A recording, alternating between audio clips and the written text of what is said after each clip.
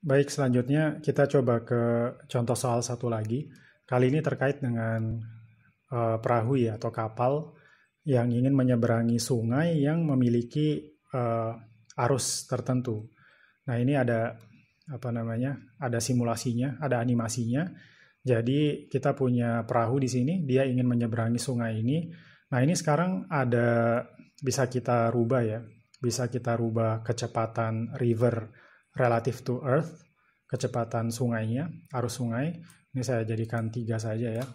3. Nah, lalu kemudian ini ada kecepatan boat, kecepatan perahu relative to river. Ini bisa kita rubah, terserah mau lebih kecil dari 4 atau berapa.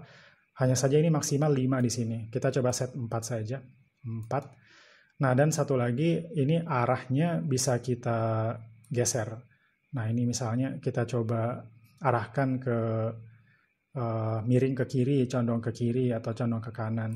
Nah, ini kita coba lihat dulu simulasinya. Kalau seandainya ini 0, jadi tegak lurus ke utara, maka kalau kita coba run, nah tentu karena ada arus sungai ke arah timur ya, jadi pada akhirnya si sungai ini tidak berhenti tepat di titik merah ini. Nah, melainkan agak terbawa ke kanan. Nah, ini bisa kita coba tunjukkan velocity vectors-nya.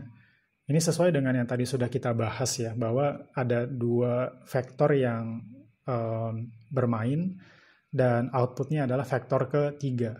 Nah, jadi kita juga bisa melakukan analisis kecepatan relatif dari studi kasus boat crossing a river ini. Oke, kita coba kerjakan. Ini saya coba berikan contoh soal. Ya, ini kita coba tetapkan kecepatan rivernya 3 saja, lalu kemudian kecepatan boat relative to rivernya 4. Hanya saja kita buat lebih susah sedikit ya. Ini saya reset. Ini saya tetapkan minus 20. Nah, ini saya tetapkan minus 20. Nah, jadi kalau kita coba run, ini nanti dia tetap akan berada di sebelah kanan dari titik merah. Nah, tetapi kita akan coba hitung langsung. Oh ya, by the way, sebenarnya bisa kita coba tunjukkan juga jawabannya ya. Jadi, kalau kita ingin mencoba menghitung kecepatan boat relative to earth, jadi kecepatan boat mutlaknya, perahu mutlaknya, nah ini kan pada akhirnya dia kecepatannya kira-kira 4,1 ya, bukan lagi 4 dari yang di set di awal, karena terbawa dengan arus sungai.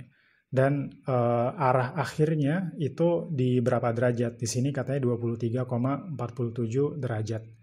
Nah, ini yang akan kita coba kerjakan. Jadi saya akan coba coret-coret dengan informasi yang tadi.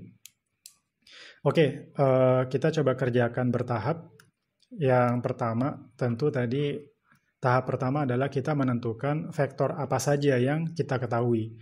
Saya coba gambarkan di sini tadi vektor yang kita ketahui adalah vektor kecepatan sungai ya. Jadi ada V river relative to earth, kecepatan sungai terhadap bumi ya. Nah, ini tadi besarannya adalah 3 meter per detik. Lalu kemudian kecepatan perahu yang diset oleh usernya, diset oleh penggunanya. Nah, tadi kira-kira seperti ini. Jadi ini tadi kecepatannya adalah 4 ya. Tapi kita tulis terlebih dahulu, ini adalah V boat, V perahu relatif terhadap river. Gitu ya, yang diset oleh pengguna. Besarannya adalah 4. Nah, sudutnya berapa? Tadi sudutnya kita ketahui terhadap garis vertikal dia adalah 20 derajat. 20 derajat. Oke, sekarang di tahap kedua adalah kita menentukan apa yang ingin kita cari. Yang ingin kita cari adalah, saya pakai warna merah, jadi V kecepatan boat mutlaknya ya, terhadap Earth berarti, terhadap bumi. Nah, ini yang ingin kita cari.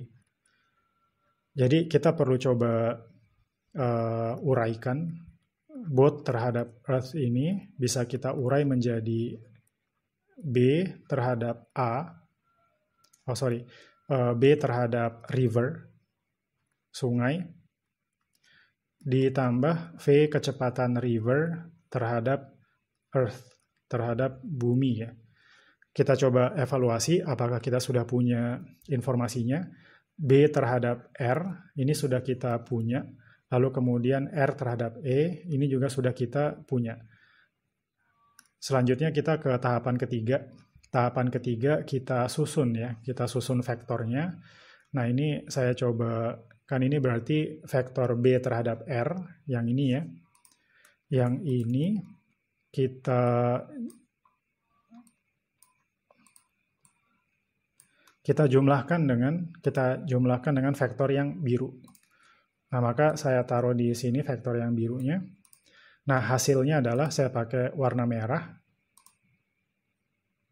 Saya tarik seperti ini. Ini adalah hasilnya.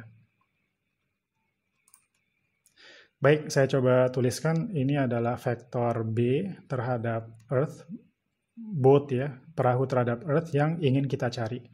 Oke, saya masukkan semua informasinya. Ini adalah 3, lalu kemudian ini adalah 4. Nah, sudut apa yang sudah kita ketahui? Nah, adalah sudut ini ya, yaitu ini 20 derajat. Ini yang sudah kita ketahui. Apalagi yang sudah kita ketahui, ini kita bisa coba cari, karena ini adalah segitiga, ini adalah 90 derajat, maka tentu ini adalah 70 derajat. 70 derajat. Jadi sudut yang ini adalah 70 derajat. Baik, apakah kita bisa mencari ini, besaran ini dengan diketahui 2 sisi dan 1 sudut? Bisa. Jadi ada satu rumus segitiga yang saya akan coba perkenalkan di sini. Ini sebenarnya sudah pernah dibahas tentu di pelajaran matematika ya. Jadi kalau seandainya Anda punya segitiga seperti ini, misalnya ini adalah sisi A, B, C, lalu kita ketahui sudut alfa di sini, maka kita bisa menghitung panjang sisi C dengan cara C kuadrat sama dengan A kuadrat ditambah B kuadrat dikurangi 2AB cos alfa. Kita pakai cos. Baik, sekarang dengan rumus ini tentu sudah bisa kita hitung besaran dari kecepatan B relatif terhadap E. Maka di tahap keempat tinggal kita hitung saja. Nah ini VB terhadap E kuadrat, ini magnitude-nya saja, besarannya saja adalah 4 kuadrat ditambah 3 kuadrat dikurangi 2 kali 4 kali 3, kemudian cos 70. Nah ini dari sini silakan bisa dihitung VB terhadap E besarannya adalah 4,1 meter per detik, sesuai dengan yang tadi sudah kita simulasikan di animasi. Dan sudutnya tentu mudah untuk dihitung sendiri.